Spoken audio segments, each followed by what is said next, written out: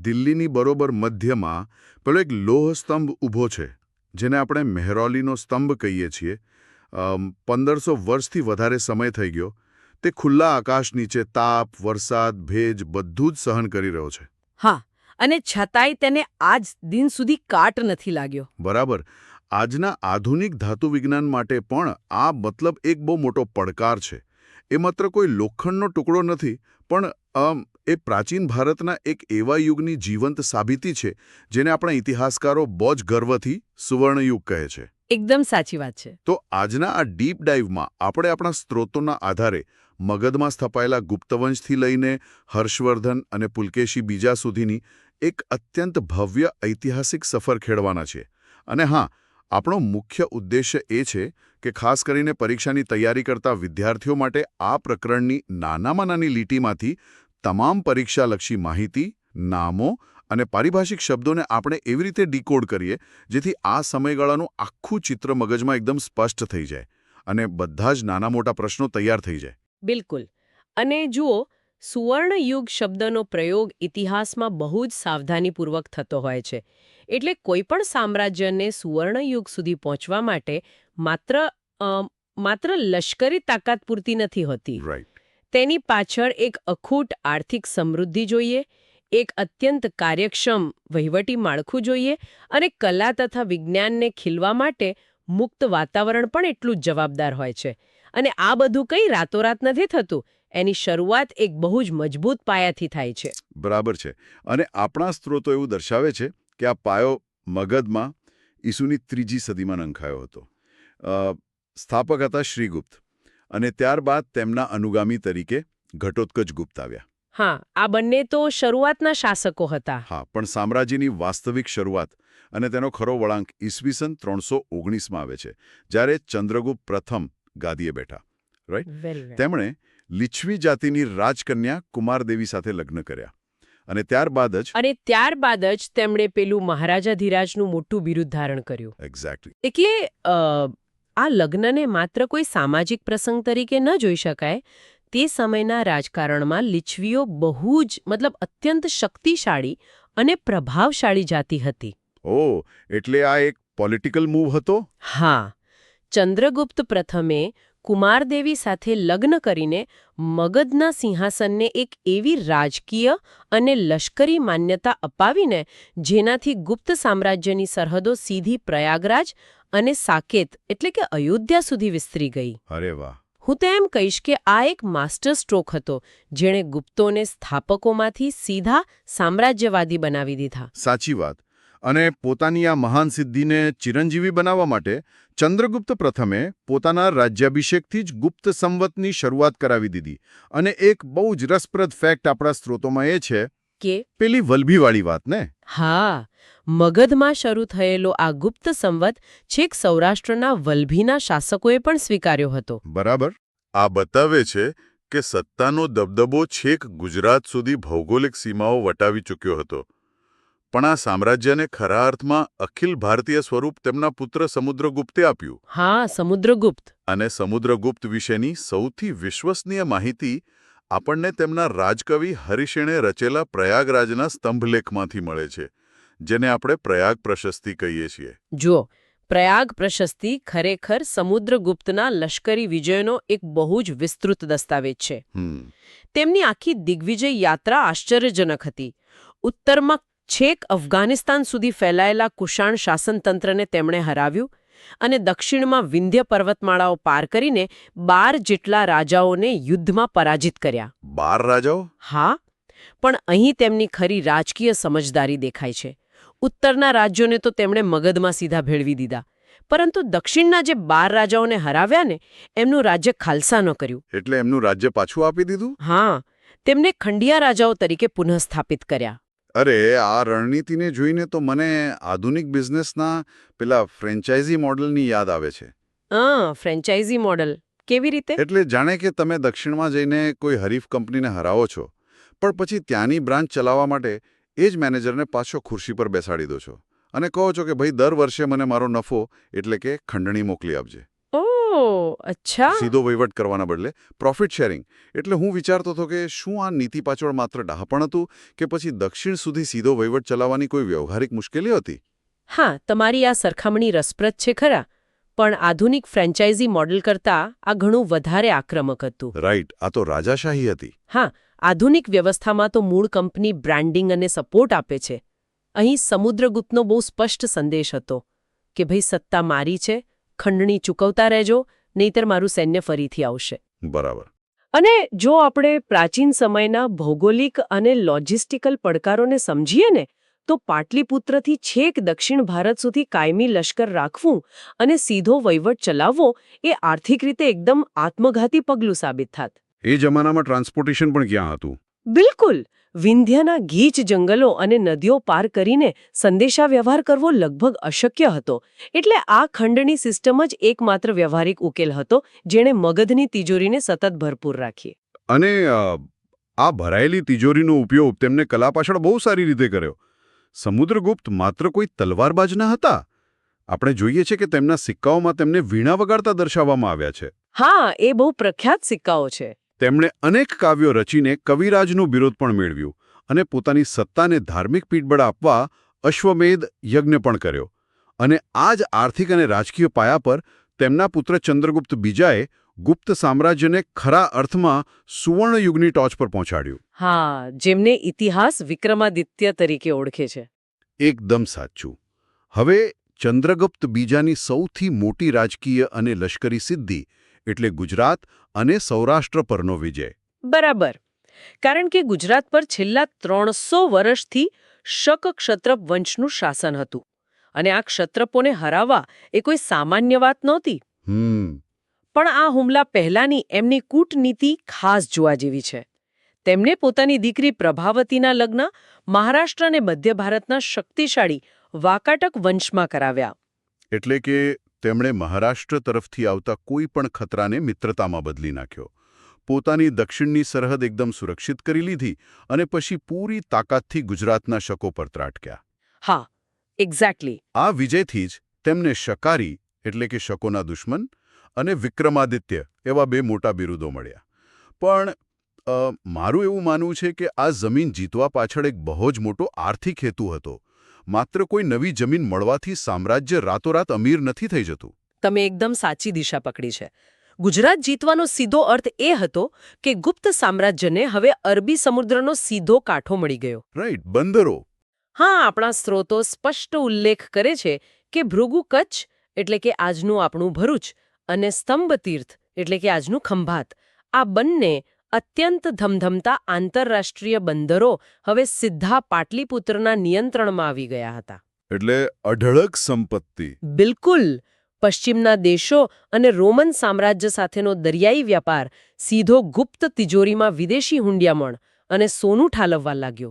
જે અર્થતંત્ર પહેલા ખેતી આધારિત હતું એ હવે ગ્લોબલ ટ્રેડિંગ હબ બની ગયું. અને આ અખૂટ સંપત્તિએ મતલબ આ કેશ ફ્લોએ જ દેશમાં કલા, સાહિત્ય અને વિજ્ઞાનને પોષ્યા. વિક્રમાદિત્યના દરબારમાં જે નવરત્નોની વાત થઈ છે ને, તે આ જ આર્થિક સમૃદ્ધિનું પરિણામ છે. હા, જેમાં સૌથી મોટું નામ તો કાલિદાસનું છે. બરાબર.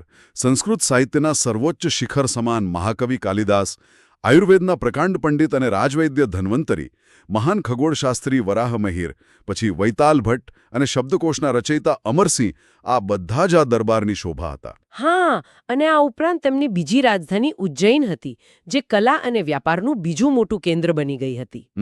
પણ એક બીજી વાત હું અહીં ઉમેરવા માંગીશ.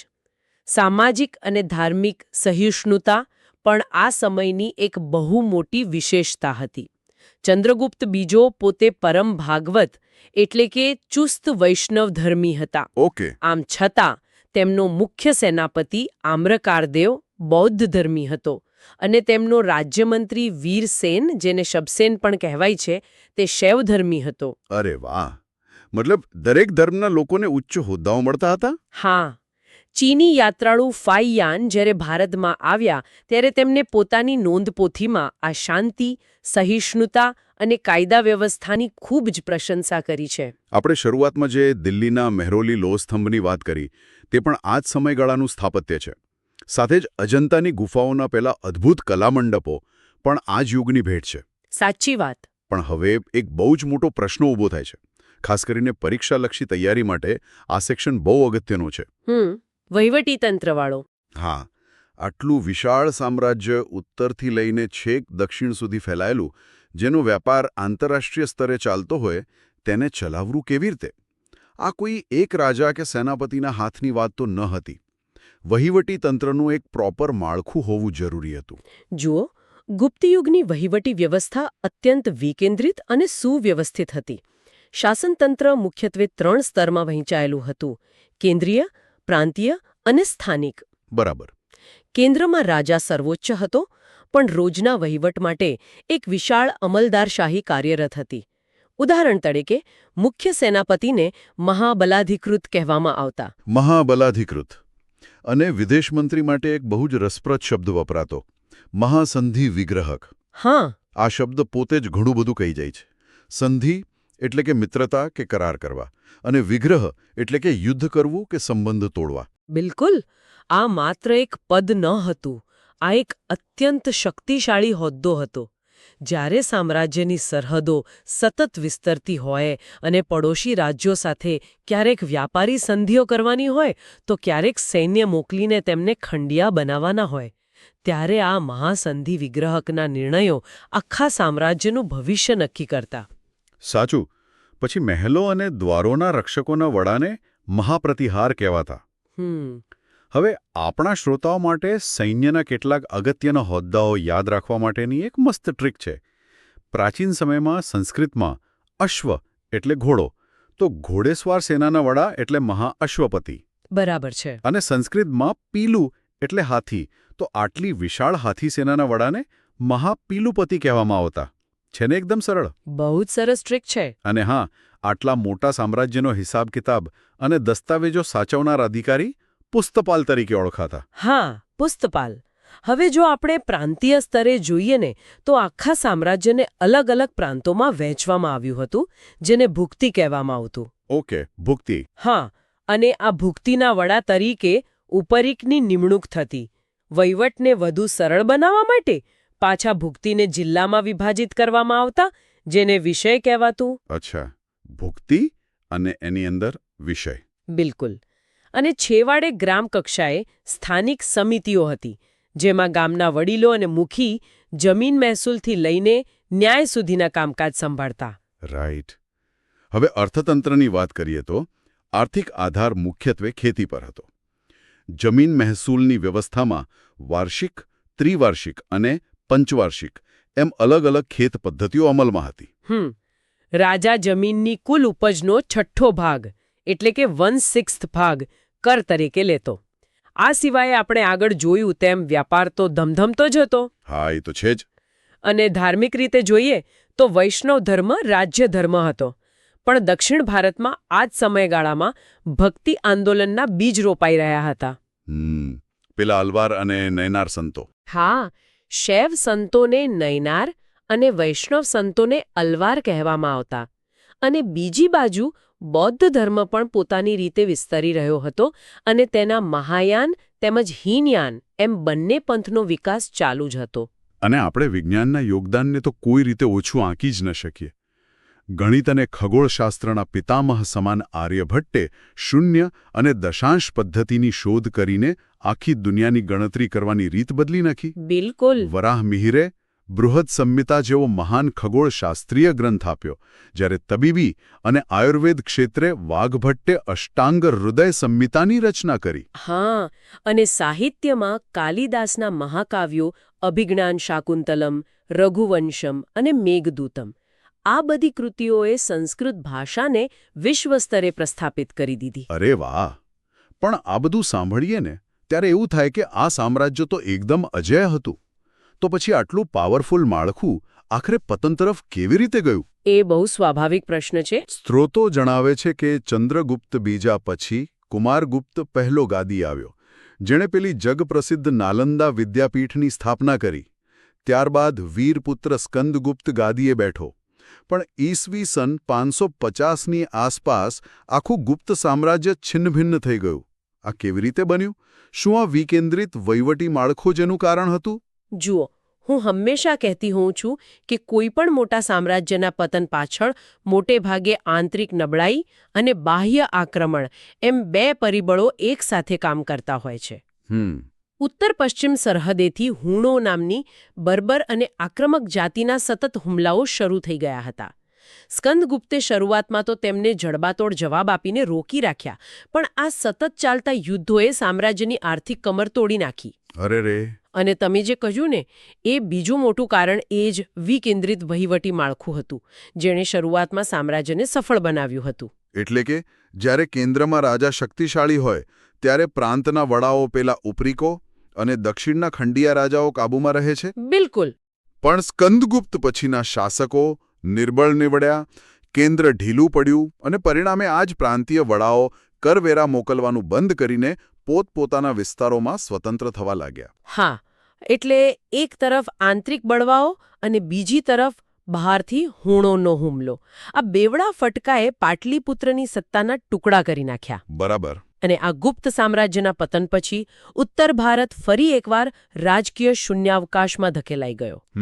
અનેક નાના મોટા રજવાડાઓ સત્તા માટે લડવા લાગ્યા, પણ ઇતિહાસમાં ખાલીપો બહુ લાંબો સમય ટકતો નથી. સાચી વાત. ઉત્તરમાં એક નવો હીરો ઊભો થયો અને દક્ષિણમાં તેનો એક અત્યંત કટ્ટર હરીફ. અહીંથી ભારતના ઇતિહાસમાં હર્ષવર્ધન અને પુલકેશી બીજાના સંઘર્ષનો નવો અધ્યાય શરૂ થાય છે. હર્ષવર્ધનની કથા સ્ત્રોતોમાં વાંચીએ ને તો તે કોઈ અત્યંત રોમાંચક અને દુઃખદ થ્રિલર ફિલ્મના પ્લોટ જેવી લાગે છે. હા, એમનું શરૂઆતનું જીવન બહુ જ સંઘર્ષમય હતું.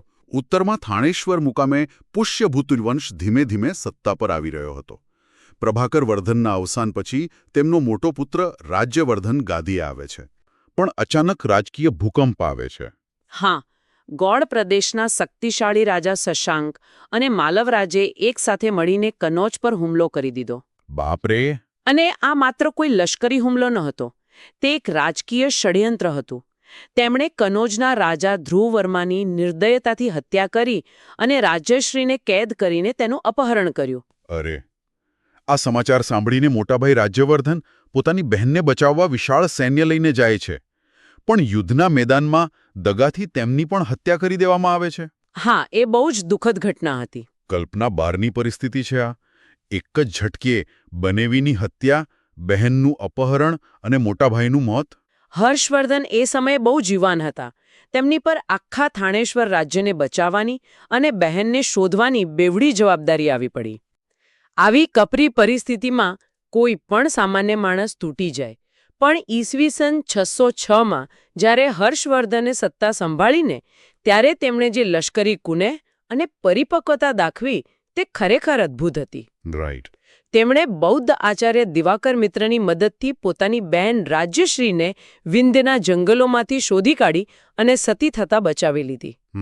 ત્યારબાદ તેમણે માત્ર કનોજ પાછું જ ન મેળવ્યું, પરંતુ થાણેશ્વર અને કનોજ બંને રાજ્યોને ભેગા કરીને એક એવા વિશાળ સામ્રાજ્યનો પાયો નાખ્યો જે મગધ, ઓડિશા, સારસ્વત, ગૌડ અને મિથિલા સુધી ફેલાયેલો હતો.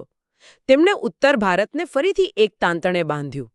અને હર્ષવર્ધન માત્ર કોઈ શૂરવીર યોદ્ધા કે આક્રમક રાજા ન હતા. તેમનો સાહિત્ય અને ધર્મ પ્રત્યેનો લગાવ ખૂબ જ ઊંડો હતો. બિલકુલ.